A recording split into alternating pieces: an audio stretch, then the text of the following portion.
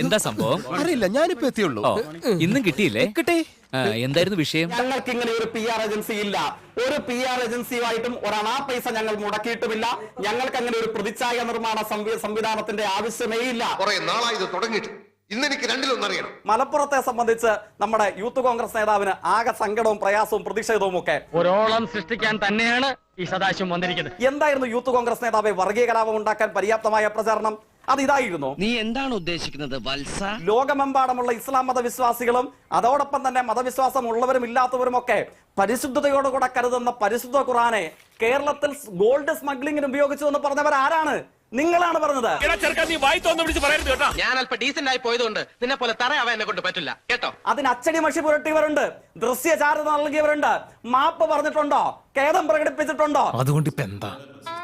അല്ല, ഒന്നുമില്ല. ഈ മാപ്പ് പറച്ചിലിന്റെ കഥയൊക്കെ നമ്മൾ പറയാൻ പോയാൽ നിരുപാധികം മാപ്പ് പറഞ്ഞിട്ടുള്ള സംഭവങ്ങളൊക്കെ ഉണ്ട്. അതൊന്നും ഓർമ്മിപ്പിക്കാതിരിക്കുകയായിരിക്കും ശ്രീ ജേക്സി തോമസ് നല്ലത്. ഈ പറഞ്ഞതിന് വേറൊരർത്ഥം ഇല്ലേ?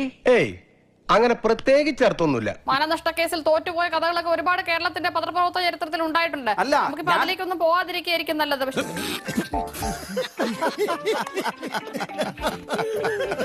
എന്റെ എല്ലാ മാനവും പോയി. പ്രഭാകരേട്ടന് വീട്ടില് വിലയില്ലെങ്കിലും നാട്ടില് പുല്ല് വിലയാ. CPM ഉദ്ദേശിക്കുന്നത് എന്ത് നിരർത്ഥകമായ വാദഗതികളാണ് ഈ CPM ഇവിടെ ഉന്നയിച്ചുകൊണ്ടിരിക്കുന്നത്.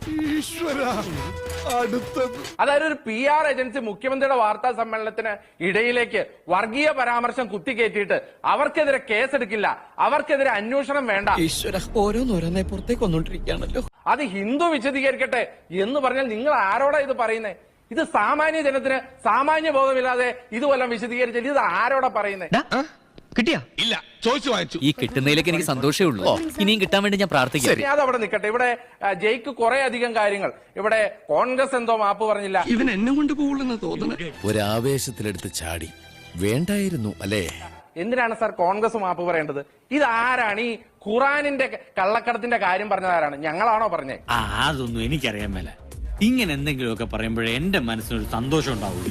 ഞാൻ എന്റെ സന്തോഷം നോക്കിയാ പോരെ. ഖുറാൻ കള്ളക്കടത്തിന്റെ കാര്യം പറഞ്ഞത് മുഖ്യമന്ത്രിയുടെ വിശ്വസ്തനായിരുന്ന പ്രിൻസിപ്പൽ സെക്രട്ടറി. ആര്? 112 ദിവസം സ്വർണ്ണക്കള്ളക്കടത്ത് കേസിൽ ജയിലിൽ കിടന്ന ശിവശങ്കരൻ. അങ്ങനെ വരാൻ വഴിയില്ലല്ലോ. പക്ഷെ അങ്ങനെ വന്നല്ലോ. ആ സ്ത്രീ പറഞ്ഞ ഖുറാനിലെ കള്ളക്കടത്തിന്റെ കാര്യവും ഈ ശിവശങ്കരന്റെ 112 ദിവസത്തെ സ്വർണ്ണക്കടത്തിന്റെ കാര്യവും ഇപ്പോഴും അന്വേഷണം നടന്നുകൊണ്ടിരിക്കുകയാണ്. ഇത് വടി കൊടുത്ത് അടി വാങ്ങുന്ന പരിപാടിയാണല്ലോ ബാബു. ഹായ് ഹരിതേ, അഡൽസൊള്ളി സിനിമ ജയ്ഹിന്ദിൽ പ്രദർശിപ്പിച്ചു. മാപ്പ് പറയുന്നോ യൂത്ത് കോൺഗ്രസ് നേതാവ്? 18 വയസ്സിന് മുകളിലുള്ളവർക്ക് മാത്രം കാണാൻ കഴിയുന്ന ഒരു സിനിമയെ കോൺഗ്രസിന്റെ ചാനലിൽ പ്രദർശിപ്പിച്ചു. എവിടെ? ഇതൊരു നടക്കി പോണ ലക്ഷണില്ല. ഞാൻ ഇവന്റെ 2 വാങ്ങിച്ചിട്ടേ പോവുള്ളൂ. എറണാകുളം CPM ജില്ലാ കമ്മിറ്റി ഓഫീസിൽ ജില്ലാ സെക്രട്ടറിയുടെ അടൽച്ചൊല്ലി ഫിലിം പിടിച്ച് പുറത്തേട്ട് വിട്ട് ജില്ലാ സെക്രട്ടറിക്ക് പുറത്തേണ്ടി വന്ന പാർട്ടിയാണ് നിങ്ങൾ. ജില്ലാ സെക്രട്ടറിയുടെ അടൽച്ചൊല്ലി ഫിലിം എറണാകുളം ജില്ലാ കമ്മിറ്റി ഓഫീസിൽ വച്ച് പിടിച്ച പാർട്ടിക്കാരാണ് ഇവിടെ ഒന്ന് അടൽച്ചൊല്ലി ഫിലിമിന്റെ കാര്യം പറഞ്ഞത്. നാളെ കിട്ടിയ മുതലും പലിശ ചേർത്ത് കിട്ടി. എല്ലാവർക്കും സന്തോഷമായല്ലോ. എനിക്ക് സന്തോഷമായി. എല്ലാവർക്കും പിരിഞ്ഞു പോവാം.